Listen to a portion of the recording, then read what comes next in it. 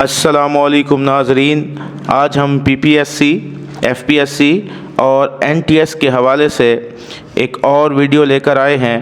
تو آئیے چلتے ہیں آج کی ویڈیو کی طرف۔ آج کا پہلا سوال ہے، المیہ کو تمام اصناف ادب کا جوہر کس نے کہا ہے؟ اس کا صحیح جواب ہوگا ارسطو۔ سوال نمبر 2، جب شاعر کسی شعر کے دونوں مصرعوں میں ہم وزن الفاظ علل ترتیب لائے تو اس صنعت کو کیا کہیں گے؟ اس کا صحیح جواب ہوگا ترسی۔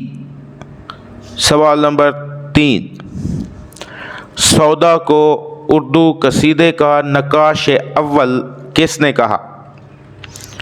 اس کا صحیح جواب ہوگا مصحفی۔ سوال نمبر 4، اقبال نے اپنی نظم میں غالب کو کس شاعر کا ہم نوا بتایا ہے؟ اس کے آپشن ہیں کیٹس، ورڈزورتھ، شیکسپیئر اور گوئٹے۔ اس کا صحیح جواب ہوگا ڈی آپشن، گوئٹے۔ سوال نمبر 5، اقبال کو فاشسٹ شاعر کس نے کہا تھا؟ اس کا صحیح جواب ہوگا سی آپشن، اختر حسین رائے پوری۔ سوال نمبر 6، محمد حسین آزاد کی کون سی کتاب تمثیلی اسلوب میں لکھی گئی ہے؟ اس کا صحیح جواب ہوگا ڈی آپشن، نیرنگ خیال۔ سوال نمبر 7، کس مغربی شخصیت نے زندگی کے لیے تنقید کو اتنا ہی ضروری بتایا جتنی کہ سانس؟ اس کا صحیح آپشن ہوگا بی، جانسن۔ سوال نمبر 8، میتھیو آرنلڈ نے کس بنیاد پر گوئٹے کو بائرن پر ترجیح دی؟ اس کا صحیح جواب ہوگا بی، تحقیقی شعور۔ سوال نمبر 9، دریائے لطافت کا موضوع کیا ہے؟ اس کا صحیح آپشن ہوگا سی، زبان و قواعد۔ سوال نمبر 10، کسی چیز کی ایسی وجہ بیان کرنا جو حقیقی نہ ہو لیکن ظاہری طور پر پسندیدہ اور نادر ہو کیا کہلاتی ہے؟ اس کا صحیح جواب ہوگا بی، حسن تعلیل۔ سوال نمبر 11، غزل شاعری نہیں بلکہ عطر شاعری ہے، یہ کس کا قول ہے؟ اس کا صحیح جواب ہوگا اے، فراق گورکھپوری۔ سوال نمبر 12، عبد القادر نے اقبال کے مجموعے بانگ درا کی کون سی نظم کو بانگ درا کا دل کہا ہے؟ اس کا صحیح آپشن ہوگا سی، شمع و شاعر۔ سوال نمبر 13، ناول زندگی کی کتاب ہوتا ہے، یہ قول کس کا ہے؟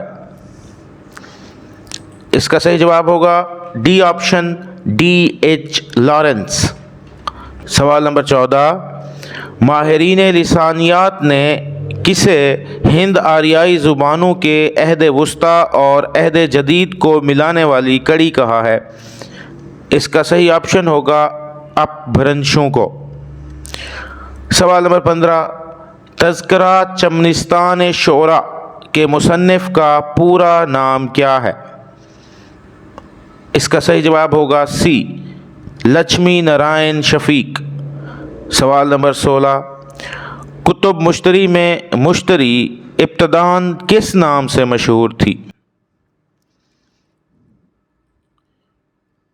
اس کا صحیح جواب ہوگا سی، بھاگمتی۔ سوال نمبر 17، مثنوی کتب مشتری کا کردار عطارد پیشے کے اعتبار سے کیا تھا؟ اس کا صحیح جواب ہوگا بی آپشن، مصور۔ سوال نمبر 18، راجندر سنگھ بیدی کا پہلا افسانوی مجموعہ کون سا ہے؟ اس کا صحیح آپشن ہوگا سی، دانا و دام۔ سوال نمبر 19، اردو میں تنقید کا وجود فرضی ہے، یہ کس نقاد کا قول ہے؟ اس کا صحیح جواب ہوگا بی آپشن، کلیم الدین احمد۔ سوال نمبر 20، تخیل کو قوت ممیزہ کا محکوم رکھنا چاہیے، یہ کس کا قول ہے؟ مولانا الطاف حسین حالی۔ اس کا صحیح آپشن ہوگا بی۔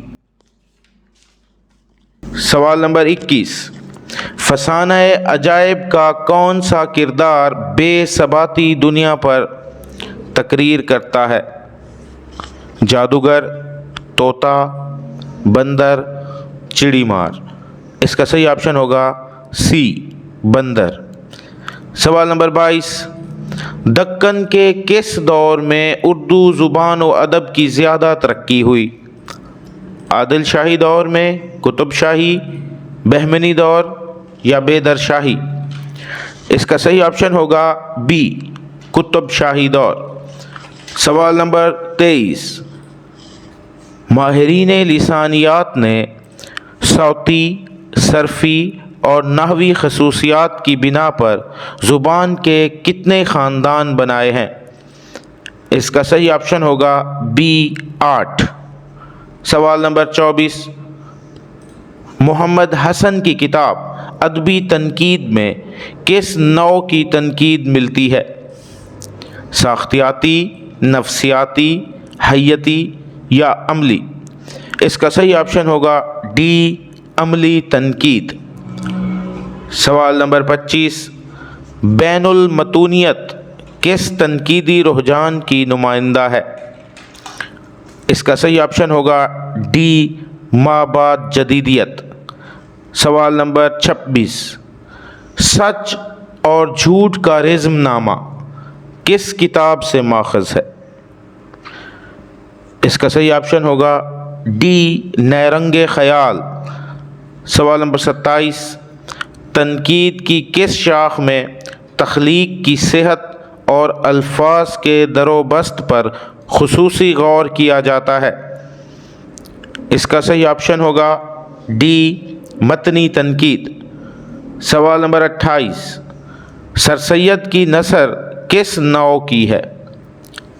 مکفّہ، مسجع، استدلالی، مبالغہ آمیز؟ اس کا صحیح آپشن ہوگا سی، استدلالی۔ سوال نمبر 29، تحلیل نفسی کا تعلق کس دبستان سے ہے؟ اس کا صحیح آپشن ہوگا ڈی، نفسیاتی تنقید۔ سوال نمبر 30، شعرائے اردو کے تذکروں میں کس نوعیت کی تنقید ملتی ہے؟ اس کا صحیح آپشن ہوگا ڈی، مجلسی تنقید۔